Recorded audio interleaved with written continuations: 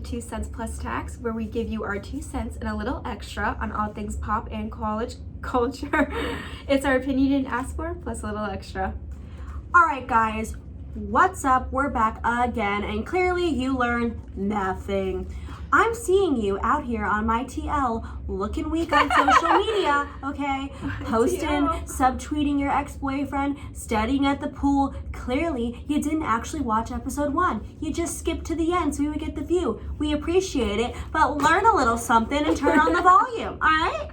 Maybe we got something to say. I know what you're thinking. These two idiots, huh? What kind of advice would they know? Well, not much, but a little something. And that little something we put into a freaking podcast. So check it out. Take notes and watch episode 1. And thank you so much for tuning in to episode 4, guys. Woo! Let's get started. Kelsey from The Bachelor is a bully, and lingerie is my new favorite word. That's it. That's the whole show. She's gonna go buy some lingerie this weekend. Thank you so much for watching. Tune in next time. No, guys, we got a big Bachelor breakdown for you. Shayna, take it away and break down The Bachelor for us this episode as things heated up between many of the characters this episode this time around. I love how you say characters. Like Yeah, there are. They're characters to me. There is some hot conflict between Alea and Sydney. Sydney kind of called her out as being someone. Okay, well, here's a little background of Alea. She does pageants. I know. So Alea was a previous former title holder for the Miss USA organization.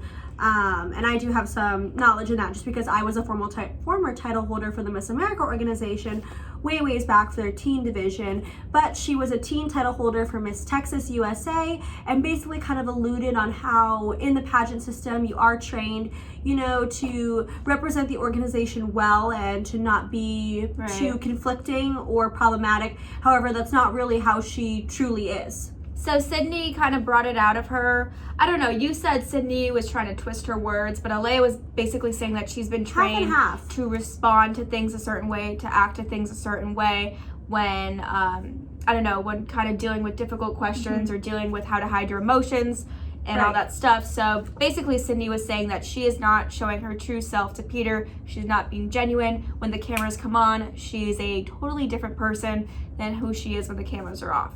So Sydney pulled Peter aside and kind of made that clear to him that she didn't think Alea was, you know, being real. So it really got Peter worrying. He started to worry about the whole process, started really second guessing if this was all going to work, if these girls were really here to find, you know, influence on Instagram or for love. So... Right, and I think that the Bachelor season is really starting to heat up and get really problematic really early on, so I am excited to see what happens this season. I know in one of the previews that I did watch, Alea actually does come back. So what ended up happening is Peter, the last episode, Peter did send her home. So he was actually very upset. They showed afterwards, you know, when they usually do like a champagne toast, that he didn't even toast them. He was so upset after his decision, which honestly, like, I don't understand why, because I never saw their connection forming until that episode. I honestly didn't even know she was on this show until that episode. Right, but of course, you know, I mean, the producers choose to include what they want and what they don't, so maybe we didn't see their one-on-ones. Maybe to the producers it wasn't juicy enough to show. Something about her, like, just drew him into, like, I don't know what it was. Just drew him in. I mean, I don't really know either, but she's not going to be gone for long because in our previews, we did see that Alea will be coming back to set the record straight. I think this is just a little whole, you know, stage conflict just to... Right, just to keep the viewers going. But just to set the record straight, she'll be coming back next episode, hopefully. And to set the record straight on another pop culture ordeal, Dove Cameron has been accused of cheating by her ex-fiance, Ryan McCartan. And all I gotta say is, guys, don't care what the ex has to say, don't care what the current boyfriend has to say, don't care what Dove has to say. No way. No way. Sweet nose, sweet girl, nice complexion. Looks can be deceiving. Someone with that kind of skin, not a cheater. Let me tell you right now. No, have you seen Dove Cameron? She may cheat, but not on her skincare routine. No, Dove Cameron definitely did not cheat on her ex, okay? Let me tell you right now, she posted a social media post basically alluding to the fact that amid rumors of what her ex has said about her, when toxic people cannot no longer control how you feel about yourself, they decide to control how others feel about you. Mind you guys, I'm not reading off teleprompter right now. This is just my summarization of the quote that she had made, but I'm pretty positive I just nailed it on the head. All I gotta say is, if you came up with Dove Cameron like I do, and you know how good her skin is, someone who cheats would not have skin as good as that because they're stressed out, laid up at night, thinking about what they did wrong. And then the oil's generating and the pores are getting larger and it's terrible. Maybe it's just a good skincare routine. No, she is not problematic. Her skin, her sweet little nose, her complexion. She's a cute girl. That is the complexion of someone who does no wrong. And you know what? I'm sticking to it. Dove Cameron, that sweet little skin of yours, just sold you to be on the... Are you saying that because you got a cute little nose and your sweet little skin? Oh, you must have not seen me from a side profile. Because this little nose ain't sweet. This is a big nose. But, no. Okay. I guess if you have nice skin, you can't do anything wrong. You can't do any wrong. No, I'm just saying, look at Dove Cameron. Fair as a rose. Oh my A Disney princess. I'm sticking on her side. Well, let's get away from maybe cute noses and skincare. Mm-hmm. And you have been doing... Yeah. You've been doing some online shopping. Not online, I'm sorry. In-store. A little bit of both. In-store retail shopping lately. My bank account won't lie. A little bit of both. Yeah. A little bit of both. But there is something that has just been bothering me that I just want to rant about. That I have ranted about to Shayna, and you know what, guys? I don't even know if this segment's going to be funny, but I'm not here to make a joke about it. This is serious, okay? I'm getting really annoyed, all right? Let me tell you. Basically, my debate for this episode is the fact that I am so sick and tired, and it's become so prevalent in every single boutique and store that I have gone into recently this past week for some reason, of the continuous harassment that in-store employees. Yes, in-store employees have to give customers. When I walk into a store and you ask me, are you shopping for anything specific today? Do I have to be? Are you looking for anything particular? Yeah, for you to get out of my face. Yeah. I'm getting... Let me show you our new items we just got Let me show you some of my favorites. Yeah. Oh, do you want me to put this in... Their favorites. Their favorites. Let me show you my favorites. Oh, do you want me to put this in a dressing room for you? You want to try this on? Yeah. No. So... I will run out of the store faster than I've ever ran before. And that doesn't say much because I don't run, but it will be a speed walk. I can promise you that. Yeah, it definitely makes you not want to buy anything just because you feel like, oh my God, this person is so on top of me. And I'm so pressured to buy something. I'm so pressured to get into that fitting room and try on multiple things that you just don't even want to deal with it. You really don't. But I can stick up for those employees because most likely those employees are on commission. So I worked in a jewelry store and we got paid hourly plus commission. And I mean, man, we were determined to get that commission as well. Our manager trained us. She was like, as soon as that customer walks into that door, you are to go up to them, you are to greet them, you are to ask them what they are looking for, you are to show them every single jewelry brand, several facts about every single jewelry brand, and you get them to leave here with a bag or two. The one thing I will say is I understand it is not the employee's fault. I think that this is more a rant towards management and owners. Maybe take a look. It's always going to stem from higher up. Maybe take a look at your cameras and see how fast your customers are running out of the store the second you start harassing them. And I think, in a sense, it may be different in a jewelry store because it is true. When you enter a jewelry store, I mean, the rare case you're just going there just to look around, but you're going in to get a ring. Yeah. A birthday necklace. You're most likely looking to get something. You're looking at something. If I'm just perusing around the mall, do I have to be looking for something specific?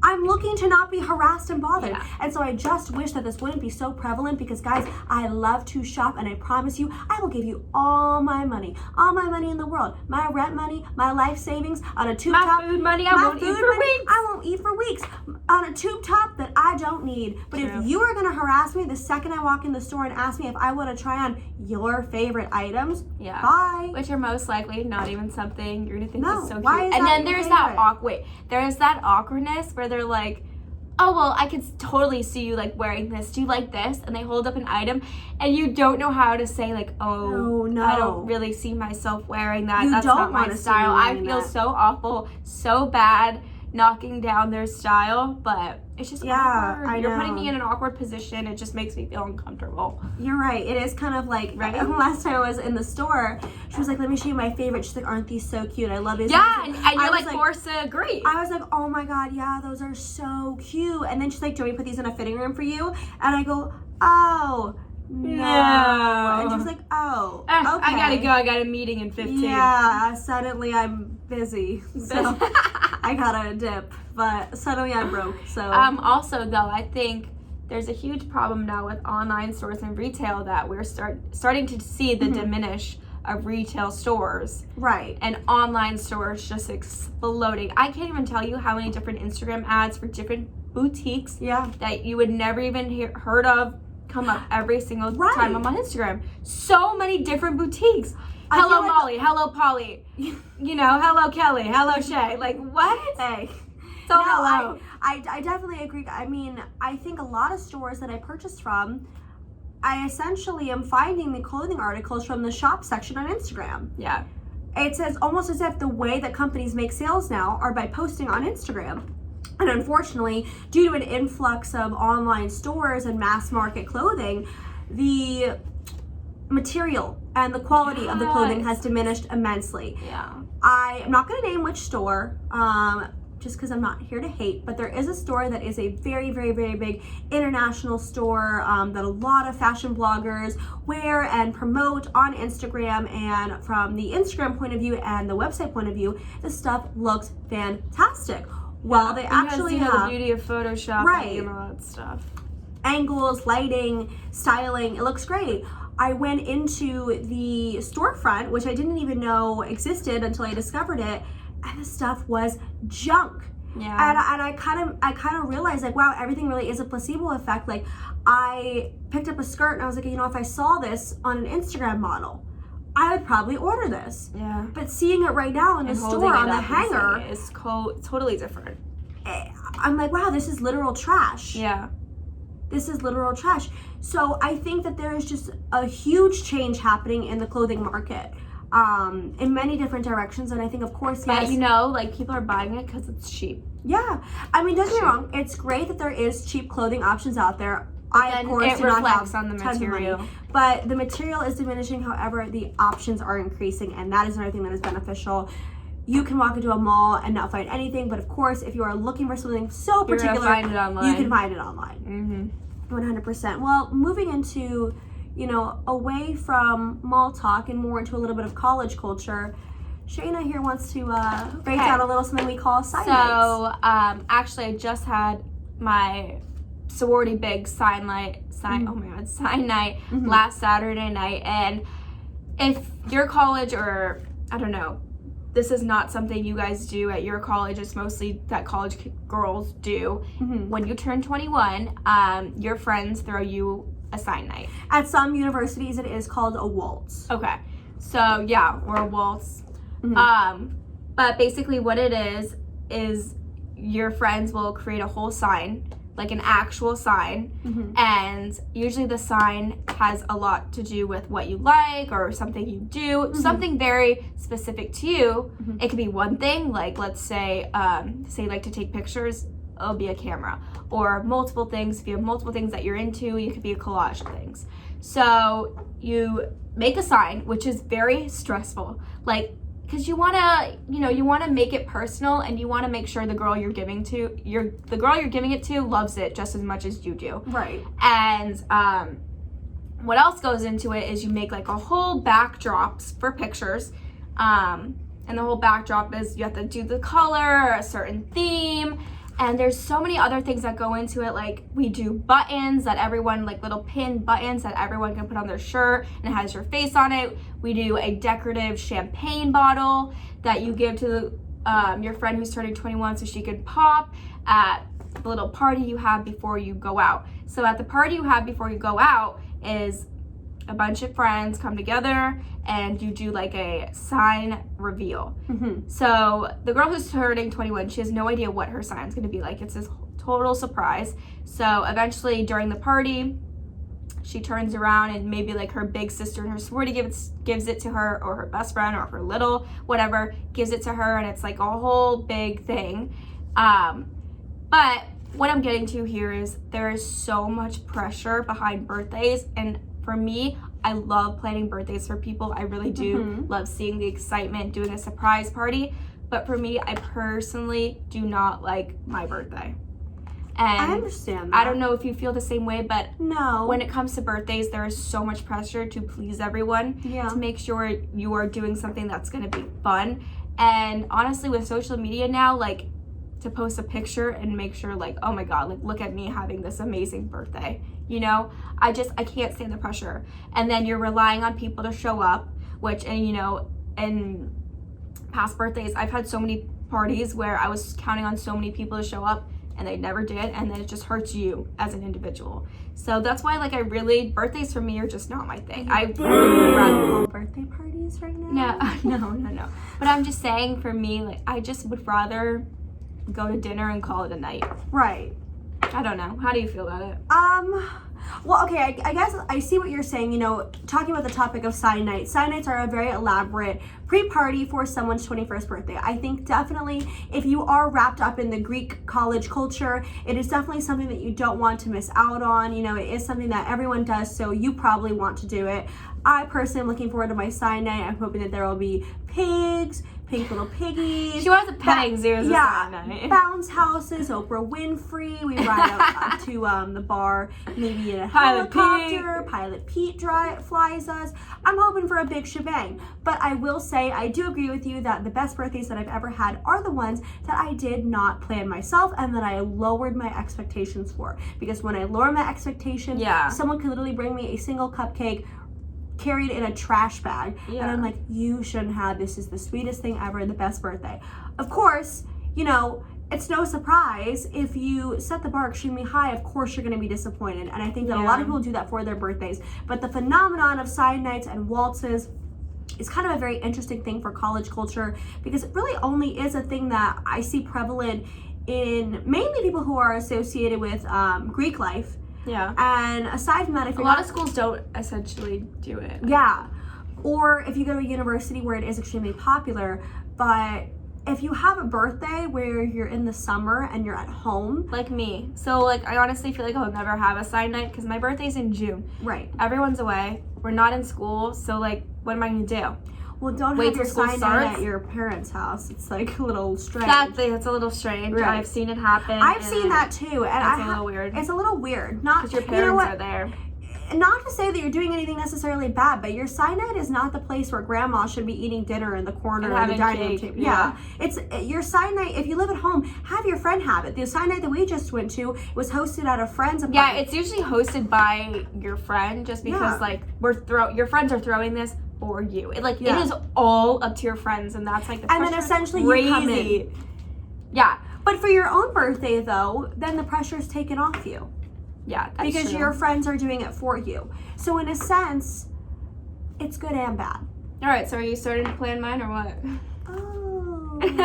You want? But I'm saying, but like mine's in the summer, so I really don't know what I would do. But then again, I don't really care at the same time. Yeah, I guess you know what. There is a lot of pressure to achieve this awesome thing. I think I'd rather go on a trip and then experience and actually like spend time and money like throwing a birthday party. Like I'd rather just go and do something. Of course, a trip is a lot more expensive than a sign night with a backdrop from the dollar store, but to each their own. Point taken. Good point. To each their own. Well, I mean, I guess, guys, it really depends on where you attend university, whether or not you're involved in Greek life, or whether or not you find a sign night to be something that's a must in your life, or something that's really just not that necessary, and you don't really want the pressure of hosting a huge big birthday.